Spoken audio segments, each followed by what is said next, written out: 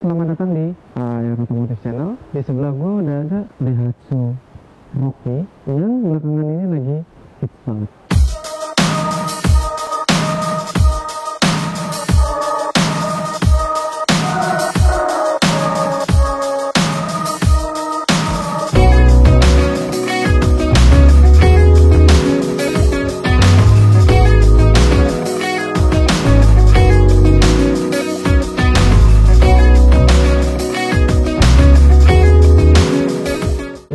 Daihatsu Rocky, kendaraan kolaborasi antara Daihatsu, Toyota, dan Astra yang kelima. Yang sebelumnya ada Avanza dan Xenia, Fast dan Terios, Ayla dan Agya. Belakangan itu ada Tigra dan Calya, kemudian muncullah Race dan Daihatsu Rocky ini.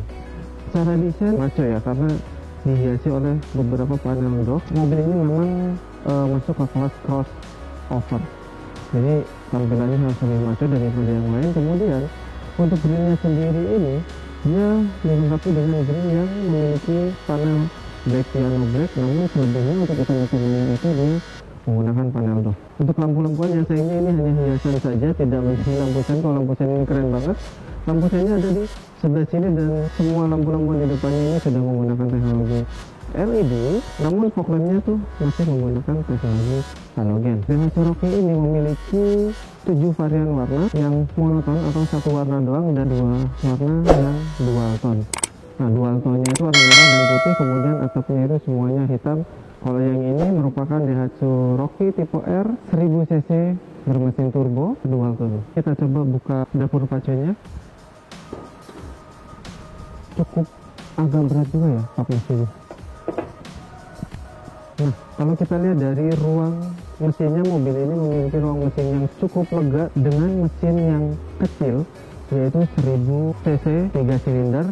Namun mesin 1000 cc itu ditambahkan tenaga menggunakan turbo. Untuk sistem safety-nya, mobil ini sudah dilengkapi dengan EBD, ABS, kemudian VSC, dan juga Hill Assist Start. Jadi buat kalian yang kurang mahir di tanjakan pakai mobil manual atau mobil matic, mobil ini sudah memenuhi kebutuhan Anda dalam macet di tanjakan. Mobil ini menggunakan mesin 1000 cc berturbo, menghasilkan tenaga 97,9 horsepower dan juga memiliki torsi 149 Nm. Tenaga sebesar itu disalurkan ke dua roda depan melalui transmisi manual dan CVT. Kalau dari samping, mobil ini terlihat sangat SUV-nya bisa ditandakan dengan tambahan daging over fender yang membuat mobil ini tampak lebih gagah dan lebih SUV sekali. Yes, mobil ini memang bukan mobil berjenis pedestrian, karena mobil ini memang diproduksi untuk kenyamanan, bukan untuk berpacu di dalam off-road. Untuk panjang mobil ini itu sekitar 4 meter dan lebarnya sekitar 1710 mm, kemudian tinggi 1630-an mm. Nah, untuk jarak sumbu depan dan belakang itu sekitar 2525 mm.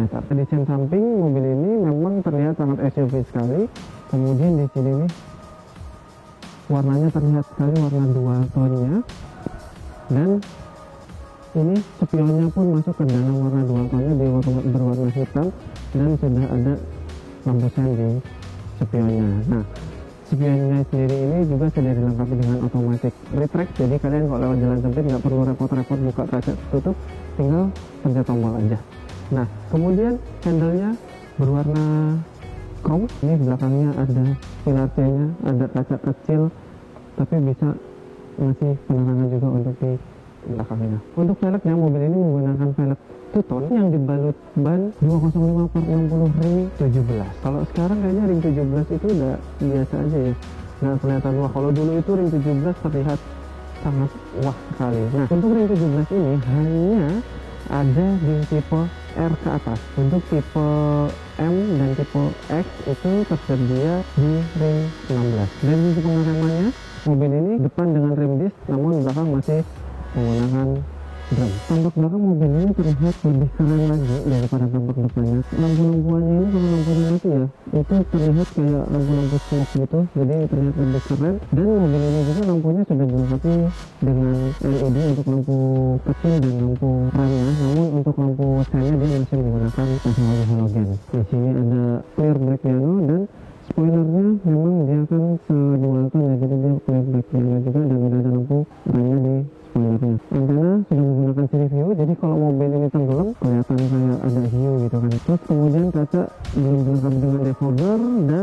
dilengkapi dengan sensor parkir 2 titik di belakang sini, dan untuk yang mundur di itu spot nomornya sudah tersedia di sini. Nah, mobil ini bawahnya juga itu dilengkapi dengan panel dock yang membuat tampilannya lebih oke, juga dengan Rocky dan tipe R Turbo. Kita coba cek bagasinya.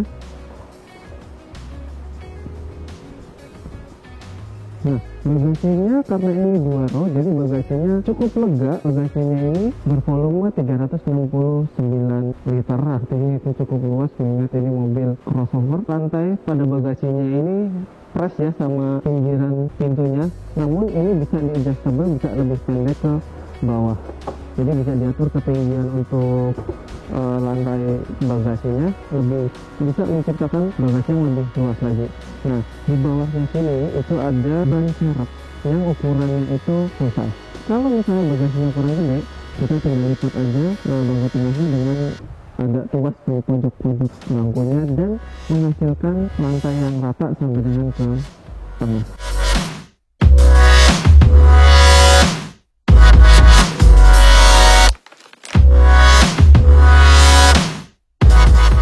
Duduk di tengah cukup nyaman ya, rasanya kayak Ayla ya. Bangku ini bisa dilipat 60-40. Ini tadi udah gue setel posisi duduk nyetir gue, tinggi gue 175 cm, dan surprisingly legroomnya masih lega banget dan headroomnya masih ada space yang cukup lega juga. Sayangnya ini ada kotak kosong gini, harusnya sih bagusnya diisi power outlet sih. Yang menempel di kursinya ini berbahan fabric dan tidak seperti bangku depan. Kalau bangku depan itu dia dilengkapi dengan list-list merah gitu, jadi tampak lebih oke.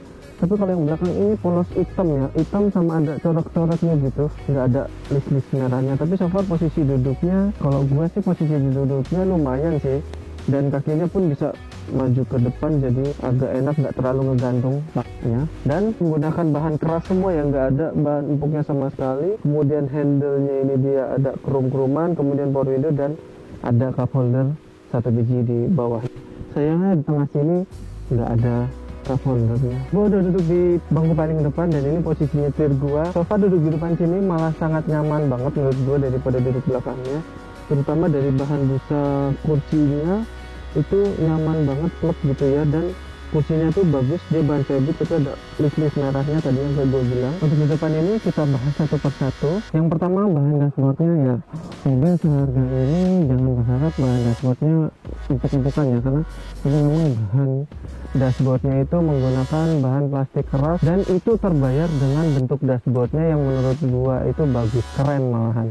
Bentuk dashboardnya itu sangat futuristik dan sangat modern sekali. Di dashboardnya sini itu ada SRS airbag untuk penumpang dan di setirnya ini ada airbag untuk pengemudinya. Di sebelah kiri situ ada panel AC berbentuk aneh ya, bentuknya beda aneh, dan ada silver-silveran dan ada merah-merahnya juga belakangnya. Dan di bawah AC ini ada cup holdernya. Jadi kalau kita naruh minuman di sini, ada kemungkinan minuman kita bisa tahan dinginnya. Kemudian di bawahnya ada tempat penyimpanan yang lumayan besar dan memiliki head unit yang cukup gede juga. Ini kayaknya sekitar 8 in ya. Ini bisa Android Auto dan Apple CarPlay. Yang agak uniknya, head unit ini nyolokin USB-nya tuh ada di samping sini. Dan ini bentuknya itu nongol gitu ya, mobil-mobil zaman sekarang semua head unitnya tuh bentuknya agak nongol dan tampak lebih besar daripada mobil-mobil zaman dulu. Kemudian panel AC-nya dikelilingi sama silver-silveran dan ada lampu hazard di tengahnya. Kemudian di bawahnya ada panel AC yang memiliki 3 tombol palsu. Panel AC-nya itu dia sudah digital, tidak ada puter-puteran sama sekali, yang ditemani oleh start stop engine button di sebelah kanannya. Ke bawah lagi itu ada power outlet 12 volt dan juga ada ini buat ngecas handphone, langsung dia port USB. Nah, di bawah sini tempat penyimpanan buat naruh handphone yang mungkin lagi dicas. Ke belakang sini dia ada persneling manual 5 percepatan. Parking brake-nya yang masih menggunakan auto, dan di sini dia ada buat kayak naruh ini ya, naruh handphone berdiri gitu ya. Uniknya mobil ini itu ada side box di sini, ada buat naruh sesuatu di pinggir sini dan di pinggir sini buat ngumpetin barang-barang, jadi lebih unik daripada mobil-mobil lainnya. Ada armrestnya itu bahannya bahan empuk ya, dia kalau empuk gitu, kalau dibuka dia ada tempat penyimpanan yang nggak begitu besar.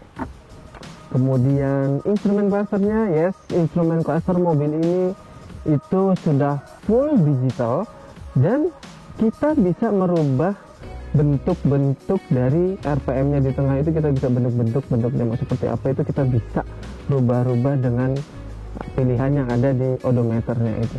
Setirnya bahannya sama kayak apa ya, kayaknya gue baru kali ini ngeliat Daihatsu setirnya seperti ini. Bawahnya hampir flat bottom, tapi ini bukan flat bottom, dia masih bulat tapi hampir flat bottom, dan ini ada kayak bolong-bolongan gitu, kayak mirip-mirip mobil-mobil zaman sekarang, memang modelnya begini. Kemudian ada pencet-pencetan tombol seperti biasa untuk mengakses head unitnya. Belakangnya seperti biasa wiper dan lampu-lampuan. Kemudian mobil ini setirnya itu sudah tilt, namun memang belum dilengkapi dengan teleskopik. Sebelah kanannya lagi itu ada panel AC, dan tetap ada dua cup holder di depan AC biar minuman kita tetap dingin, dan juga ada pengaktif stability controlnya. Rear panel ya sama seperti di belakang, jangan berharap ada bahan empuknya, karena di sini rear panelnya itu menggunakan bahan plastik keras, namun ada empuknya ternyata memang di armrest sebelah kanan sini. Ini ada penarikannya itu sama kayak Daihatsu Terios yang generasi pertama, tarikannya hampir sama kayak gitu, dan di sebelahnya itu ada power window dan juga electric mirror. Kemudian handle-nya sudah chrome. Bangkunya memang masih manual, tapi ini sudah dilengkapi dengan adjustable untuk tinggi rendahnya, jadi sudah sangat lengkap sekali untuk tempat duduknya, dan posisi duduknya pun nyaman menurut gue. Di atas ini, di atasnya spion tengah sini itu ada indikator seat belt penumpang depan, pengemudi, dan juga penumpang belakang, dan juga ada spion yang sudah ada daylightnya. Nah, lampu-lampuan masih menggunakan halogen, dan sun visor kanan kiri sudah dikasih kaca dan ada sliding door-nya buat nutupin kacanya.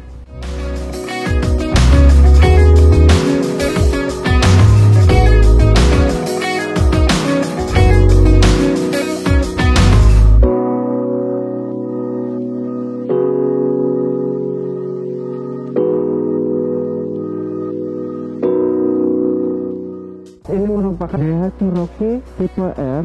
Ini bukan yang tertinggi karena ada tipe R yang dilengkapi oleh beberapa sistem safety, ada juga tipe R yang dilengkapi dengan beberapa aksesoris. Sistem safety itu dinamakan dengan tipe R Astra, dan kalau yang dilengkapi dengan aksesoris itu dinamakan dengan tipe R ADV. Mungkin itu sedikit review kami tentang Daihatsu Rocky. Mungkin jika ada tambahan atau kekurangan, mohon komen di kolom komentar bagaimana pendapat Anda tentang Daihatsu Rocky ini. Ingatin lagi, jangan lupa untuk like, komen, dan share semua video kami ke sosial media Anda. Dan yang buat Anda yang belum subscribe, silahkan subscribe dan aktifkan tombol loncengnya. Gua Anwar, sampai jumpa di video selanjutnya, dan salam otomotif.